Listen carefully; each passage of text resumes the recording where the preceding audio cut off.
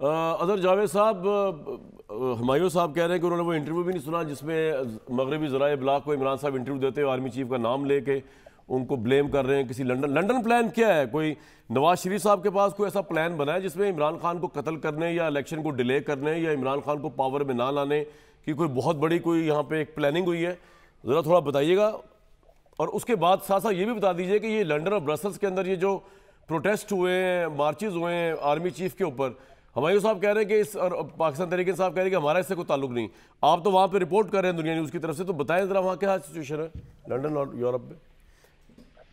कामरान साहब, London plan तो जो इमरान खान साहब कह रहे हैं उनकी इंफॉर्मेशन है, लेकिन मैं यहाँ पे खड़ा हूँ, ये नवाज शरीफ साहब का ऑफिस ही है, यहाँ पे अक्सर इनसे मुलाकात भी होती है। तो इस तरह का कोई मेरे इल्म में नहीं है कि लंदन प्लान में कोई कत्ल की साजिश हुई या नहीं हुई। लेकिन मेरे इल्म में एक चीज है लंदन प्लान की, 2014 में जब बना था, यहाँ से आधा मील के फासले पर जब हाजिर सर्विस DGIS यहाँ इकट्ठे हुए थे, इमरान खान साहब थे, अदर जावेद साहब थोड़ा आगे आए, आपकी आवाज जरा बेहतर हो जाए, थोड़ा आगे आ जाए एक दो कदम कैमरे के। जी जी बिल्कुल, हाँ जी। तो मैं ये कह रहा था कि लंदन प्लान जो है इस वक्त, तो नवाज शरीफ साहब का तो मुझे नहीं पता, शायद उन्होंने दिए नहीं दिए, क्या हालात है, लेकिन इस वक्त एक खौफनाक लंदन प्लान बन रहा है पाकिस्तान फौज को डिफेम करने के लिए।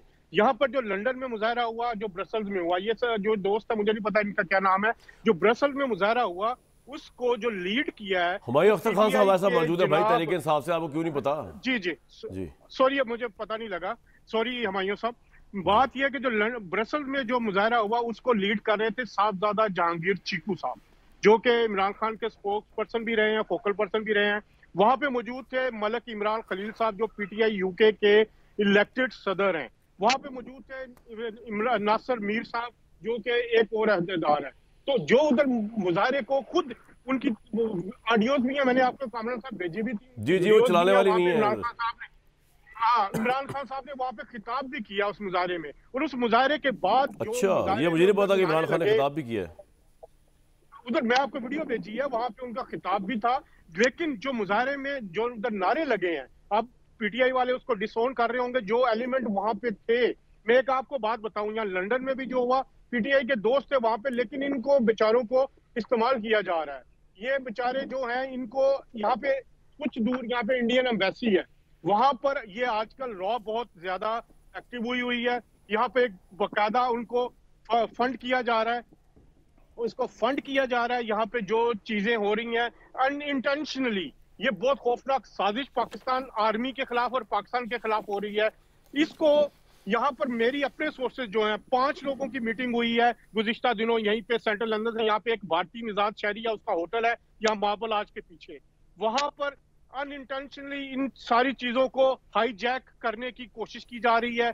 और इनको जो अब मजीद मुजाहरे होंगे, डाउनिंग स्ट्रीट पे भी होंगे। अब साहबजादा जहांगीर साहब ने मुझे खुद वो चीजें भेजी कि ये मैंने मुजाहरे से खिताब किया है, उनको तो ना पता हो, शायद मैं उनको बेनिफिट ऑफ डाउट देता हूं। आप मेरे साथ रहिएगा भाई साहब, आपने कुछ कमेंट करना है, पूरी आपकी इंतजामिया यूरोप की इसमें शामिल है। इमरान खान खिताब कर रहे हैं इन मुजाहरों में जो आर्मी चीफ ऑफ फौज के खिलाफ हो रहे हैं यूरोप में।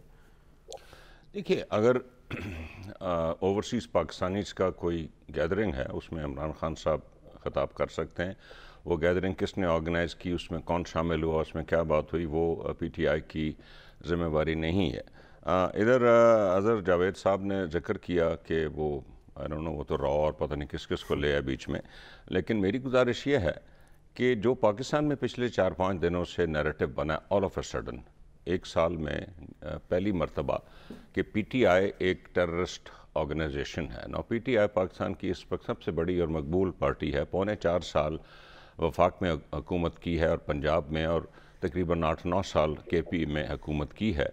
दुनिया में ऑलरेडी काफ़ी मसाइल हैं टेररिज्म के लिहाज से पाकिस्तान को, और अब ये नैरेटिव जो दुनिया में फैलाया जा रहा है, आपके ख्याल में ये पाकिस्तान के हक़ में है, ये पाकिस्तान को फ़ायदा दे रहा है कि आप पूरी एक जमात के पीछे लग गए हैं कि ये तो टेररिस्ट का जत्था है और इसको फौरी तौर पे बैन कर दिया जाए वरना क्या हो जाएगा? वो कह रहे हैं कि मुसल्लह लोग, बैंड आउटफिट के लोग ज़मान पार्क से मिले हैं, ये दावा है गवर्नमेंट का। कौन? कोई एक आदमी, कामरान शाहिद साहब, मुझे एक आदमी बता दें, 4 दिन पहले का नैरेटिव है ना, उससे पहले तो नहीं था।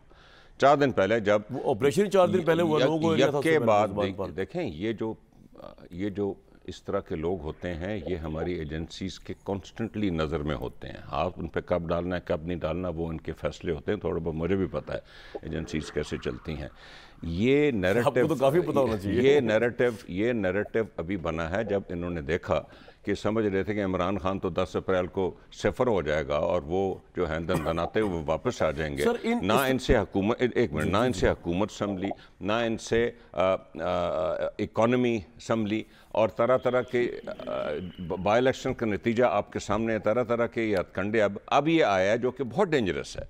सियासत जरूर करें, सियासत जरूर करें, हमारे खिलाफ करें, हमने सियासत, लेकिन जिस तरह की सियासत इमरान साहब कर रहे हैं ना करें। मुझे नहीं लगता कि आपको इलेक्शन जल्दी मिलता नजर, मुझे नहीं लगता कि आप कोई पावर की पॉलिटिक्स के करीब आते हुए नजर आ रहे हैं। मुझे आप भी पाकिस्तान की पॉलिटिक्स को समझते हैं, पॉपुलर होना और बात है, और यहाँ के कठिन पॉलिटिकल बैलेंस ऑफ पावर्स को देखते हुए चलना और बात है।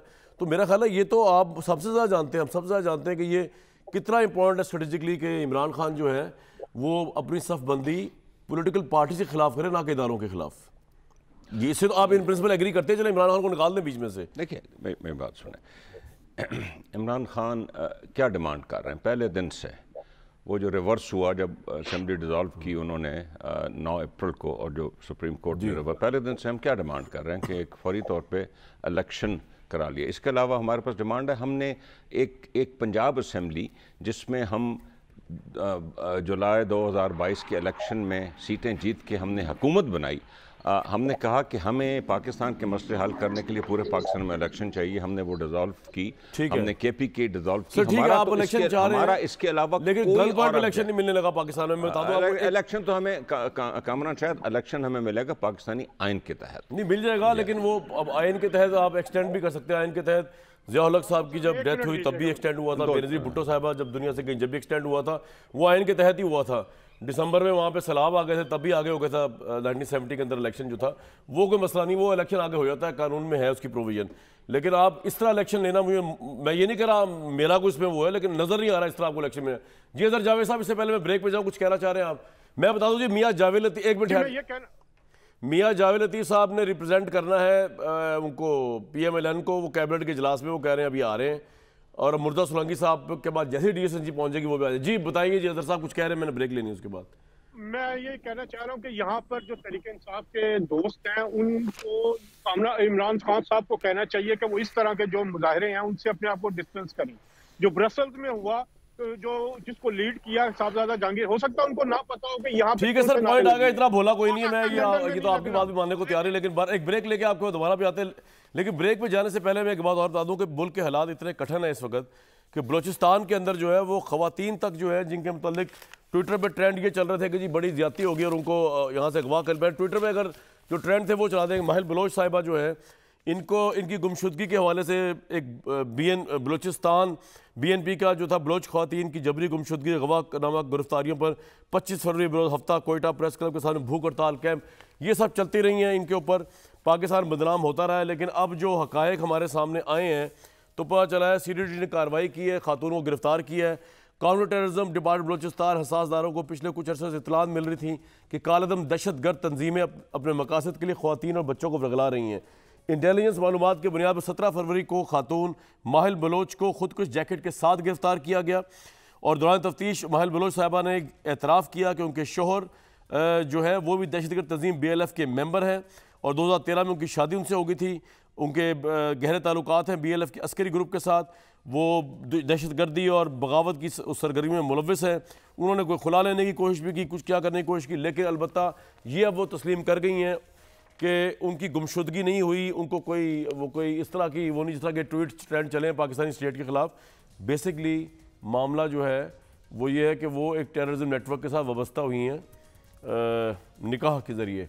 एक ये मुल्क के हालात चल रहे हैं, उसके ऊपर इमरान खान साहब हैं जो आज भी जवानों को पता नहीं किस को गैरत दिला रहे थे, कह रहे थे आपकी तनख्वाह जो है वो पता नहीं क्या क्या वो गुफ्तगू फरमा रहे थे। गुफ्तगू तो वो ऐसे करते हैं जब उनका 3.5 साल का दौर था।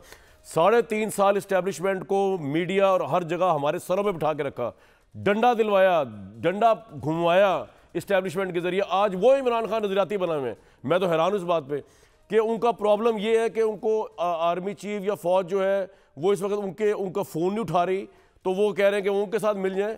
तो तब वो राजी हैं या वो इतने नजरियाती हो गए कि वो कह रहे हैं कि 3.5 साल जो मैंने एस्टैब्लिशमेंट के जरिए हुकूमत की, मैं वो जाऊंगा तो नहीं करूंगा, मैं डेमोक्रेट बन गया हूं। एक ब्रेक लेंगे जी।